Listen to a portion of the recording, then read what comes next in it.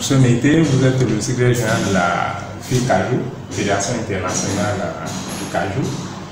Dites-nous, depuis quand cette fédération existe, depuis quand vous êtes secrétaire général, et je suis en train de vous demander comment se porte la fédération internationale, la Cajou en Côte d'Ivoire. Je suis Mété Mamoudou, le secrétaire général de la Fédération internationale pour la filière du cajou. C'est une organisation qui a été mise en place en 2007. Elle a été mise en place pour répondre aux différentes préoccupations auxquelles la filière était confrontée en son temps.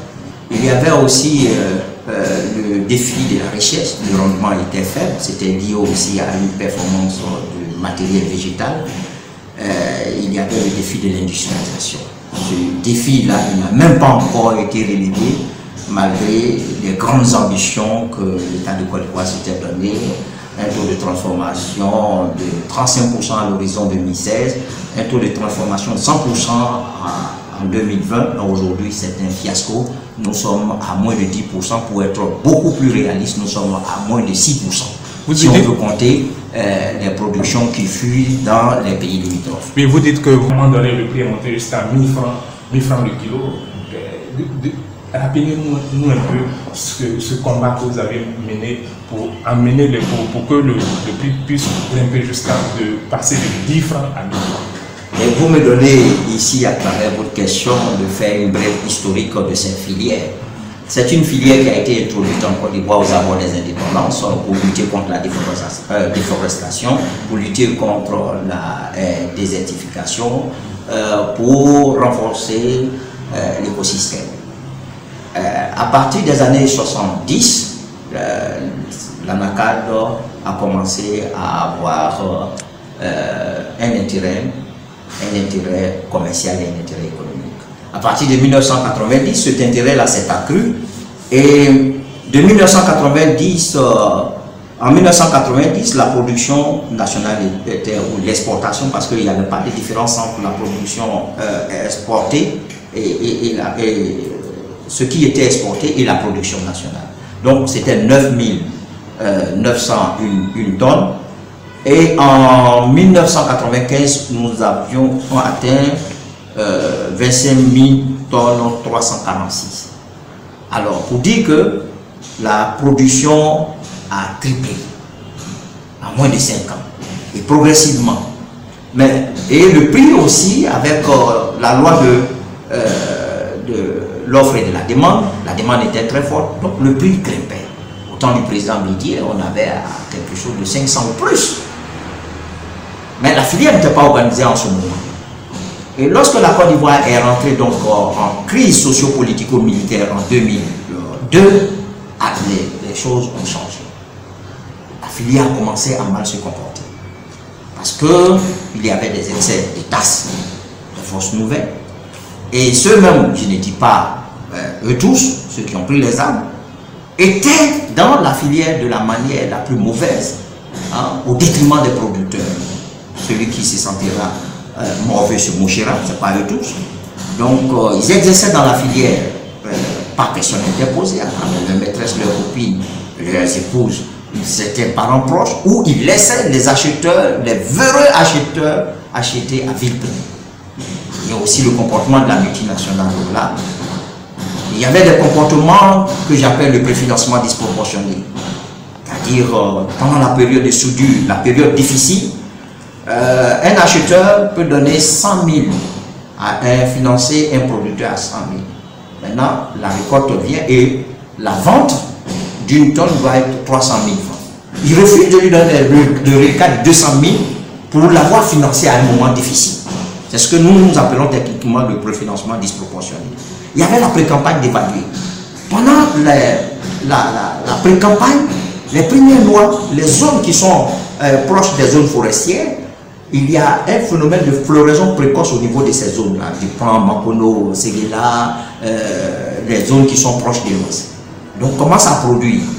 Alors, ces véreux acheteurs vont acheter à vil prix, 50 francs le kilo, tout au plus 100 francs. Or, ce sont les meilleurs noirs en ce moment-là. C'est ce que nous appelons la pré-campagne d'évaluer. On dévalue la campagne avant l'annonce légale avant la fixation légale, on vient, on achète la moitié ou les 2 tiers de la production à vide prix. Ça c'était durant la... C'était pendant la crise post-électorale. Non, pas la crise post-électorale. Pendant la crise socio-politico-militaire, à partir de 2002. Oui, maintenant, cette période-là étant passée, aujourd'hui, la filière gagne du terrain. Est-ce qu'on peut savoir, quels sont, peut-être à un moment donné, c'était une partie du pays qui était intéressée par la production de l'anacarde. Aujourd'hui, quelles sont les régions où l'anacarde est cultivée en Côte d'Ivoire? Mais ça, pour ça, on ne doit plus jouer avec l'anacarde. L'anacarde n'est plus une réalité du Nord. Voilà. Il y a 20 ans en arrière, l'anacarde était essentiellement produit dans le Nord et dans l'Est. Aujourd'hui, il y a le Nord, il y a l'Est, il y a le centre. L'anacarde vient jusqu'à Tomodi. Donc, à moins de 200 km d'Abidjan. L'anacarde vient à l'ouest, à Daloa. L'anacarde vient à Daloa. Et donc, il y a beaucoup de peuples qui sont devenus aujourd'hui des producteurs d'anacarde, de cajou. Donc, vous dites que l'anacarde commence à devenir un produit commercial comme le café et le cacao, c'est ça? Mais bien sûr, puisque la Côte d'Ivoire est le premier producteur mondial d'anacarde depuis 2015. Avec combien de... Bon, en 2015, on avait 700 000 tonnes. Mais malheureusement, la réforme, le Conseil coton anacarde, le ministre de l'Agriculture, le ministère de l'Agriculture, le gouvernement de Côte d'Ivoire, le régime du président Alassane Ouattara et lui-même ont récupéré un combat antérieur des syndicats qui a mené ce combat-là. Sinon, à un moment donné, pendant la crise socio-politico-militaire, je vous dis, les plantations brûlaient. Parce que le producteur, il va investir 50 000 pour avoir 10 000. À quoi ça sert? Donc les plantations brûlées, c'est une réalité. L'abandon existant a failli disparaître. Si notre syndicat ne rentre pas en jeu en ce moment, la filière allait disparaître totalement. Vous dites que vous êtes rentré en jeu. Qu'est-ce que vous avez fait exactement pour que la filière ne disparaisse pas, pour que les prix puissent augmenter? Nous avons commencé à envoyer des grands industriels. On a eu la chance d'avoir des grands industriels en provenance de l'Inde. Parce que la plupart des noix, il y a 20 ans en arrière, la plupart des noix partaient en Inde. Et ça partait dans l'état du sud de l'Inde, l'état de Kerala, dans une ville que nous connaissons très bien, car nous y avons été. Et nous avons eu la chance d'avoir des grands industriels qui ont donné l'espoir aux parents qui étaient découragés. En 2007, voilà, c'était à 10 francs, à 25 francs, CFA le kilo. Et à la veille de la tabacie de 2007, ces industriels ont pu acheter à 100 francs et plus. Mais ce jour-là, je vous assure, à cette époque, mais c'était beaucoup plus que c'était 10 francs, 25 francs le kilo, 50 francs tout au plus. Ils ont acheté au double, ils ont triplé. Et nous avons dit à nos parents, aux producteurs, aux agriculteurs de ne pas se décourager. Parce que nous, quand nous voyageons, l'amande, ce que valait l'amande, nous le savons. Les amendes, voici un tableau des amendes, nous aurons le temps de vous le présenter. Alors, un tableau des amendes. L'amande était prisée. On leur a donné l'espoir. Et ces grands industriels venaient et ils achetaient les gens. On a donné confiance aux producteurs. Nous avons mené une lutte syndicale radicale. En 2009, un problème récurrent en Côte d'Ivoire, c'est la défectuosité de la fixation du prix. C'est-à-dire, quand le prix est 400 francs ou 600 francs au Ghana, on fait un prix de 225 ou 275 en Côte d'Ivoire. C'est la faute à qui? Ah, mais c'est la faute à ceux qui fixent le prix, le gouvernement de Côte d'Ivoire, le Conseil coton anacarde. C'est des conflits d'intérêts. Ils ne veulent pas faire une bonne fixation. C'est vraiment un grand. J'ai dit que la filière est dans une. Sous le contrôle d'une mafia. Je crois que nous connaissons les composants de la mafia. La filière est dans une cartélisation. Et c'est le déficit de fixation du prix boursier qui crée tous les problèmes. Au nombre desquels la fuite des produits vers les pays limitrophes, qui a une conséquence au niveau même du DUS et des redevances aux structures techniques, qui a une conséquence au niveau de l'estimation, la vraie estimation de la production nationale. On parle de 700 000 tonnes, 800 000 tonnes aujourd'hui, mais je m'inscris en faux, c'est pas la vérité. C'est pas la vérité, c'est faux. La Côte d'Ivoire produit 1 million de tonnes et plus. Déjà en 2013, le Ghana avait pris une quantité de 100 000 tonnes sur la Côte d'Ivoire. En 2013, c'est le gouvernement ghanéen qui l'a reconnu. Lors de la conférence internationale de l'ACA, Alliance Cajou africaine, au Ghana, à Accra, ils ont dit qu'ils ont produit 50 000 tonnes et ils ont exporté 150 000 tonnes. Une représentante du Premier ministre, d'alors le Premier ministre Kablandekan, la dame a demandé, mais vous dites que vous avez produit 50 000 tonnes, d'où viennent les 100 autres mille? Il dit, mais ça vient de la Côte d'Ivoire. Le ministère de l'Agriculture ghanéen ne s'est pas gêné. Donc si en 2013, il y avait 100 000 tonnes, mais aujourd'hui, le phénomène s'est accru considérablement au regard des Parlant de la fuite de la cajou ivoirienne vers les pays limitrophes, je vais dire vers le Burkina Faso, vers le Mali, vers le Ghana. Vers le Ghana, la Guinée même aujourd'hui planche sur la Côte d'Ivoire. Pourquoi il y a cette fuite-là? C'est le déficit de fixation du prix. Quel est le prix dans ces régions-là par rapport à ces Très bien. En 2014, la Côte d'Ivoire a fait une fixation de 225. Nous avions présidé le comité scientifique en 2013. On a fini le travail parce qu'en 2013, il y avait un stock restant. Un prix politique avait été fait par le gouvernement de Côte d'Ivoire en 2012. Un prix de 310 francs. Malheureusement, la floraison a été tardive. La saison pluvieuse a détruit toute la production ivoirienne. On a laissé la filière aux acteurs et j'ai eu la chance de présider le comité scientifique en 2013. Et nous avons fait un travail potable. Nous avons donné confiance aux acheteurs internationaux. Ils sont venus. Au moment qu'on faisait ce bon travail, on était en train de produire les intrigues politiques parce que c'est un de nos filières aux grands enjeux.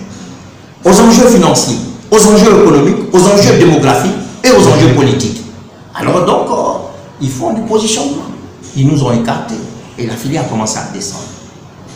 Bon, en 2013, nous avons participé au forum des marchés émergents. Et suite à ce forum-là, nous avons demandé la libération, la commercialisation à perte. Et c'est ce que nous avons dit aux producteurs des anciens stocks. Parce que le mélange de récoltes est préjudiciable à la filière, à l'anacarde. Et ils ont vendu à vil prix. Donc en 2014, il n'y avait plus d'anciens stocks. Mais les gens ont fait une fixation de 225, comparant la fixation 2014 à celle de 2013. Or, 2013 a hérité, la 2012 était appelée l'année catastrophique. 2013 a hérité des stocks anciens, les gens ne voulaient plus de la production. Donc, vous voulez dire que 2014, le prix devait être quand même plus. Le prix devait être à chose à 300 francs, tout au plus 400 francs. Devait être à 300 francs. Au-delà de 300 francs, 400 francs. Mais le conseil coton anacarde a fixé à 225. Et le responsable de l'anacarde dans le coton, dans le conseil coton anacarde, disait à la face du monde, dans l'émission Récite de Canal+, que l'anacarde de Côte d'Ivoire ne pouvait pas valoir à 300 francs, que c'est l'anacarde du Ghana qui pouvait valoir. Ça, c'était en 2014. Est-ce qu'il y a une différence entre l'anacarde de Côte d'Ivoire? Mais c'est l'anacarde, le Ghana bénéficie de l'anacarde de la Côte d'Ivoire. Le Ghana bénéficie de l'anacarde du district du Zanza. La meilleure qualité. Aujourd'hui, dites-moi, l'anacarde, quel est le prix de l'anacarde en Côte d'Ivoire? Cette année, à partir de l'année passée, c'est la catastrophe. J'ai les larmes aux yeux parce que, pourquoi? J'ai un sentiment de peine. Quand on mène un combat et que le combat est en train de produire, on a une satisfaction. La fédération n'a pas bénéficié de son combat comme il se devait. Nous n'avons pas fait d'imposition aux producteurs. Nous n'avons pas fait d'imposition aux producteurs pour nous rémunérer, bien au contraire. Nos partenaires, les partenaires que nous mettions en contact avec les producteurs, c'est là eux qui rémunéraient la fédération. Mais malheureusement, la fuite des produits vont faire que en 2013, une usine Usibras, une usine brésilienne que nous avons envoyée pour faire une prospection en Côte d'Ivoire, devait installer une usine de 30 000 tonnes en Côte d'Ivoire. Avec l'afflux des produits, en 2013, l'usine est allée au Ghana. Donc c'est une désorganisation. La Côte d'Ivoire ne profite pas. C'est la mafia fait que c'est d'autres pays qui profitent de l'anacarde. Je reviens à ma question. Quel est le prix de l'anacarde aujourd'hui? Aujourd'hui, c'est 75. C'est revenu. Au moment où nous menions le combat, c'était à 10 francs, c'était à 50 francs, 75 francs. Aujourd'hui, c'est devenu à 65 francs. Et même à crédit. Quelle est la raison évoquée? On met la raison aujourd'hui, là, c'est simple. Parce que j'ai dit qu'il y a un véritable conflit. Un véritable conflit. Entre qui? Un véritable conflit d'intérêts au niveau de l'anacarde. C'est-à-dire qu'on a donné la réforme, la fixation à la multinationale Olam. Son représentant, l'acheteur, le véreux acheteur, devient le fixateur. C'est-à-dire, vous allez dans une boulangerie, vous voyez un gâteau, et le gâteau est assaisonné de noisettes, d'amandes de cajou, de sésame. Et bon, il est bon, il est délicieux. Et vous ne tenez pas compte de la production, du coût de production de ce gâteau-là.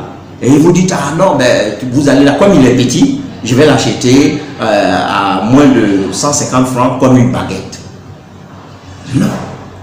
C'est ça le vrai problème.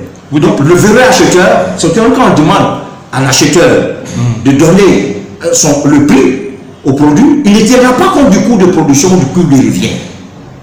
Encore moins le bénéfice, la marge bénéficiaire que le vendeur doit mettre là-dessus. Donc le conseil coton anacarde était dirigé par le directeur adjoint. C'était le responsable d'achat d'Olam, de la multinationale Olam. Aujourd'hui, vous dites que le prix est fixé à moins de 100 francs en Côte d'Ivoire. Non, la réalité, ils ont fixé 375 francs, oui. qui ne même pas d'ailleurs le prix qu'il faut. Mais maintenant, en réalité, sur le terrain, c'est acheté à moins que ça. Oui. Depuis 2018, voilà, c'était ça. Oui, mais quand vous dites que 375 francs, c'est bien ça, le prix officiel? Le prix, voilà, officiel, que ils appellent le prix plancher. C'est-à-dire qu'on ne doit pas descendre. Le prix plancher, comme vous le dites, qui est fixé par la filière, par les responsables de la filière anacarde, contrairement aux autres pays, je vais parler du Ghana, du Mali, là-bas, est-ce que vous avez une idée du prix? Oui, comme on a fixé à 375, c'était 650, ça a commencé à 650 au Ghana. Et il y a 2-3 semaines, c'était 800 francs au Ghana. Et quand c'est du simple, en plus. Au Burkina, en 2018, c'était l'année dernière, lorsque nous faisions la manifestation à Kouto, mais c'était à 900 francs au Burkina Faso. Alors que là, on avait créé les conditions de la chute du prix à 200 francs et à 150 francs. Et aujourd'hui? Aujourd'hui, c'est triste. Au Burkina, vous avez une idée du prix ou bien même... Non, je n'ai pas un prix, un niveau au niveau du Burkina. Il faut dire que le Burkina n'est même pas un grand producteur. Aujourd'hui, le Burkina est en train de créer les conditions pour organiser la filière, créer des magasins généraux pour profiter de la filière, pour profiter du produit de Côte d'Ivoire. L'année dernière, les produits ont fui pour aller au Burkina. Les produits vont au Burkina. C'était 900 francs au Burkina lorsque nous étions, alors que là c'était 200 francs en Côte d'Ivoire. À vous entendre, le kilogramme peut remonter, peut être en hausse, mais il y a plusieurs aspects, il y a plusieurs... Oui, c'est la même affaire en Côte d'Ivoire ici. Donc les experts, on ne voulait pas les mettre en contribution. Il y a du népotisme, il y a du régionalisme. Au niveau il y a du positionnement. Le népotisme, le tribalisme, l'ethnocentrisme, le régionalisme, et il y a la mauvaise gouvernance, il y a des conflits d'intérêts. Il y a véritablement des conflits d'intérêts. Nous savons toutes les personnalités qui sont dedans. Ah oui, ils sont nombreux là-dedans, mais à un moment opportun, nous allons bientôt. Parce que là où nous avons déposé la lutte, là-bas nous allons commencer à la prendre. Parce que nous pensions que la Côte d'Ivoire avait besoin de stabilité, de cohésion sociale et de réconciliation. Mais nous ne savons pas qu'il y a des gens qui prennent les autres comme des bœufs d'attelage ou des âmes de monture, et eux vont s'enrichir, c'est eux qui sont les nobles, Et ils sont en train d'appauvrir, de spolier démesurément. J'ai dit démesurément, je sais les mots que j'utilise. Voulez-vous dire que le combat de la filière anacarde est contrarié par cette... Contrarié. Dans quel pays civilisé, un expert, et on ne dira pas que nous n'avons pas d'éthique. Non, si nous n'avions pas d'éthique, nous aurions aujourd'hui un avion ou des avions. Je sais de quoi je parle. Parce que nous avons eu la chance d'être en contact avec les grands industriels. Le représentant a voulu que je m'associe avec lui pour gruger les parents. Je lui ai dit, je ne veux pas me mettre dans cette logique. Je suis un homme spirituel, j'ai de l'éthique. Les valeurs qu'on m'a inculquées de manière éducationnelle ne riment pas avec ce qu'on veut. Il est allé ailleurs, mais nous allons dire le nom où il est parti. Et les gens l'ont vu avec moi en Côte d'Ivoire. Et le nom où il est parti, c'est... Ah non, je dirais tout à un moment opportun. C'est le début de la lutte. Parce que c'est une filière qui est politique, c'est une filière qui est... Donc beaucoup de personnalités sont dedans. Le ministre même de l'Agriculture est un trader, il a une société de trading. Moi, je n'invite rien. Dans le grand débat en 2013, on a montré à la face de la Côte d'Ivoire et du monde qu'il a une société de trading. Et il n'est pas le seul. Beaucoup de présidents d'institutions, nous les connaissons, ils sont dedans. Dans l'ANACAD, ils ont des sociétés, par personne, par interposition.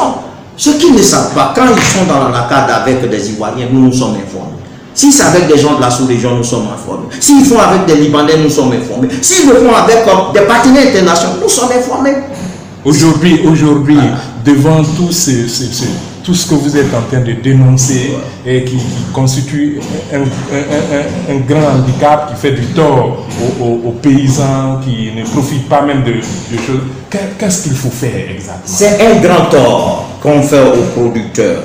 Vous voyez, comme je le disais, que l'ANACAD est une réalité qui dépasse le Nord. Les Malinké dans leurs composants, Oroduka, Koyaka, Maouka, Odineka, ça a dépassé. Le grand groupe Sénoufo, ça les a dépassés, y compris les Tabana. Aujourd'hui, les Pablés sont là-dedans, les lobbies, les Koulango, les Abrons, les Anis, ça vient jusqu'à Bangourou, les Bété sont dedans. Ça vient jusqu'à Gagnoua. Voilà, Galois. Les bourreaux, hein? Et même il y a des Mossi qui sont dedans, parce que d'autres sont venus vers la Côte d'Ivoire et dans certaines régions on leur a donné de la terre. Donc c'est une filière, et Atiasalé était en train d'encourager la production. Et on ne peut pas jouer avec ça. Et pendant les cérémonies, les festivités socio-culturelles et religieuses comme la Pâque, mais les producteurs dans les régions Baoulé et Akan n'avaient plus besoin d'attendre de l'argent d'Abidjan, des grandes agglomérations de la part de leurs enfants, de leurs neveux, de leurs cousins. C'était l'ANACAD qui les faisait célébrer avec dignité. Avec dignité ces fêtes-là. Mais ils ont même fêté dans la disette. Parce que l'ANACAD est dans leur main.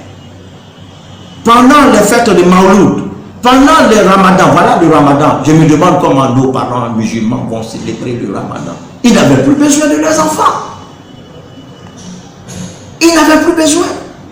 Donc, qu'est-ce que vous dites aux responsables qui gèrent la filière à l'État de Côte d'Ivoire? Non, l'État de Côte d'Ivoire, si l'État de Côte d'Ivoire voulait, le Côte d'Ivoire a fait de la récupération, comme je l'ai dit. Je les ai mis en cadre dans plusieurs de mes interviews. Je leur ai dit de ne pas récupérer, de ne pas faire de la récupération de l'imposture, de la forfaiture. La filière a trop d'enjeux. Ils ont voulu récupérer notre lutte de décennies, plus d'une décennie. Au moment où le pouvoir venait, cela a coïncidé avec l'extériorisation des résultats de nos combats. Et ils ont récupéré. Ils ont dit que c'est eux. Les dernières années, donc 2015, 2016, 2017, ils ont dit que c'était eux. On était dans une autre tour. Ils ont profité de l'immaturité intellectuelle de nos parents, des producteurs, par rapport au cajou, par rapport, ils ne maîtrisent pas le commerce international, et même le Alton, le grade, tout ça, c'est des notions que les parents ne connaissent pas. Lors des visites d'État, les élus locaux, les maires et les députés, lors des allocutions de bienvenue au président, ils le trompaient, ils disaient que non, que monsieur le président, vous avez multiplié l'ANACAD par 2, 3, 4, jusqu'à 10. Je leur ai dit d'arrêter, que ça va vous rattraper. Je me suis battu contre les fausses nouvelles. La tasse des fausses nouvelles, nous sommes l'Afrique à jour. C'était 290 000, près de 300 000 francs sur un camion. Des zones de production depuis 2002 jusqu'à Abidjan. Quand ça passe par Boaké, il faut ajouter 100 000 francs. Le laisser passer, le Kia qui devait faire la collecte, 7 000 francs, le laisser passer de manière journalière. Les camions qui devaient prendre de 40 tonnes, 15 000 francs de laisser passer, des agréments par zone. Et sans compter que les barrages, à chaque barrage, c'est nous qui avons mené le combat. Et j'ai dit que nous avons été reçus en ce moment-là. Même les forces nouvelles nous ont écoutés et ils ont diminué. 290 000, c'est devenu 180 000 francs. Mais le pouvoir actuel qui dit qu'il veut plus de l'or, c'est eux qui restent mieux par rapport à nos appels. Nous faisons des interviews dans vos journaux. Vous m'en avez fait en 2018. Nous les faisons sur la chose, même sur les chaînes, les grandes chaînes. France 24, la défectuosité de la fixation. Et comme aujourd'hui. Voilà. Mais ils sont. Et comme l'interview d'aujourd'hui. Comme l'interview d'aujourd'hui, nous faisons sur France 24. Nous faisons sur Canal+. Mais ils sont sourds parce que c'est des enjeux. Ils n'ont pas intérêt à prendre un spécialiste qui veut une filière régulée, réglementée, profitable à tous les maillons. Nous, notre fédération ne s'appelle pas Fédération internationale pour les producteurs de cajou. C'est la Fédération internationale pour la filière. Qui parle de filière parle de plusieurs maillons. Une filière est composée de plusieurs maillons. S'il n'y a pas d'acheteur local, s'il n'y a pas d'acheteur local, les produits du producteur resteront dans leur main. S'il n'y a pas d'exportateur, l'acheteur local aussi, ses produits resteront dans sa main. S'il n'y a pas de transformateur, l'exportateur. C'est un maillon. Alors, mais non. Il y a des maillons qui veulent empiéter sur les producteurs. Ils ne leur demandent pas d'être subventionnés, d'être préfinancés. Mais les producteurs veulent un prix juste, un prix rémunérateur en fonction du marché. Et le marché se porte très bien, je sais de quoi je parle, le marché des amandes. Le marché international. Vous voyez ce tableau. Avant, il aurait fallu que dans le process, ça c'est un tableau indien, ça m'a été donné en Inde. C'était ces 6 catégories, ces 6 qualités-là qu'il fallait. Et si jamais le producteur, ces catégories-là, s'il y avait des splits, c'est-à-dire des noix fendues, on appelle ça en anglais split kernel, s'il y avait des broken kernel, c'était difficile pour l'industriel de vendre. Aujourd'hui, l'industriel vend tout. Ça, on met sur les chocolats, on met sur les gâteaux, on met sur les cakes. Donc, tout se vend. Et en plus, le marché s'accroît. L'Inde n'était pas le premier. Les gens pensaient que l'Inde était le premier pays consommateur. L'Inde était le premier pays producteur avant 2000. Était le premier pays producteur, le premier pays transformateur. Mais il n'était pas le premier pays consommateur. C'est là qu'en 2012 que l'Inde est devenu le premier pays consommateur. L'Inde transformait pour vendre aux États-Unis qui était le premier pays pour choses. Maintenant, aujourd'hui, il y a une réalité. L'amande se consomme en Inde, qui a plus d'1 milliard de population. En Chine, qui a plus d'1 milliard de population. Je ne dis pas que c'est tout, c'est 1 milliard là qui chose, mais ça commence à pénétrer ce marché. Les pays du Maghreb, parce que les vertus calorifiques, diététiques, sanitaires des amandes sont de plus en plus prouvées. Pendant le mois de Ramadan, dans les pays musulmans, ça se consomme en grande quantité. Mais si c'était dans un pays développé, personne n'aurait récupéré notre bataille. Mais quand nous sommes en Afrique, les consciences sont immatures intellectuellement, ça il faut le reconnaître. Même des diplômés ne sont pas des intellectuels, je suis désolé de le dire. Donc les gens ont récupéré. Sinon les producteurs, si nous étions dans des pays développés où l'exploitant agricole a un PhD, il a un doctorat, c'est un ingénieur, mais il a décidé d'être un exploitant agricole. Mais on ne peut pas, on va dire, ah non, c'est notre fédération, notre syndicat qui s'est battu, et c'est son secrétaire général qui s'est battu. Ah non, le gouvernement, bon, ce que les objectifs que vous avez pour nous, d'accord. Mais nous avons mené une lutte syndicale. Comme nous l'avons dit, on pensait que le pays vient de loin. Parce que les gens parlent d'autres situent la crise de la Côte d'Ivoire à partir de la crise post-électorale. D'autres prennent à partir de 2002, d'autres prennent à partir de 99.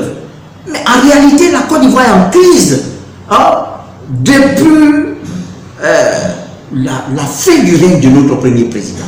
Quand il était important, la guerre de succession a commencé. Et donc la Côte d'Ivoire ne fonctionne plus normalement. C'est à cause de ça. Donc quand il y a eu la crise post-électorale et que le pays était réunifié, nous on a dit qu'on allait opter pour un syndicalisme constructif, pour un syndicalisme participatif. On n'allait pas mener radicalement la lutte comme nous l'avons menée en son temps, face aux forces nouvelles, face à l'ARECA, d'alors, face aux... On dit, mais on comprend que non, il y a des gens qui ne savent que faire de ça. Donc aux producteurs, la solidarité, nous allons faire c'est la solidarité des buffles, parce que c'est des prédateurs. Ils sont face à des grands prédateurs, eux-mêmes le voient aujourd'hui. Et ils le disent que nous avons compris que ce n'est pas le régime du président Alassane Ouattara qui a été à la base de la promotion. J'ai dit très bien, si vous comprenez cela, moi qui étais à vos côtés, dans les périodes douloureuses, voilà, c'est moi et le syndicat, l'affaire du Cajou, que nous sommes battus pour ça. Donc, il y a un enrôlement qui est prévu. Africa 24 nous a parlé de ça lors du lancement. Un enrôlement. Tous les producteurs, c'est-à-dire l'État, s'ils veulent, n'aura dit 10 francs. C'est pas eux, ils n'ont qu'à dire 10 francs. Mais si tous les producteurs choses, nous avons des grands acheteurs. Nous avons des équipementiers. Voilà. On va développer la filière en ACAD. On a des partenaires internationaux. Donc l'enrôlement sera fait. Et puis, il faudra que nous manifestions notre colère à ce gouvernement, à cette réforme, à ce conseil coton à l'ACAD, à ce ministère de l'agriculture, à ce ministre de l'agriculture. Dans un pays civilisé, il devait avoir le courage de démissionner. Mais comme il défend des intérêts sociologiques, politiques et internationaux, donc il n'aura pas honte de démissionner. Donc nous allons mener une lutte. Si les fusils doivent retourner contre le Nord, voilà, l'humanité verra ça. Mais nous allons mener des revendications dans les règles de l'art syndical. C'est ce que nous avons.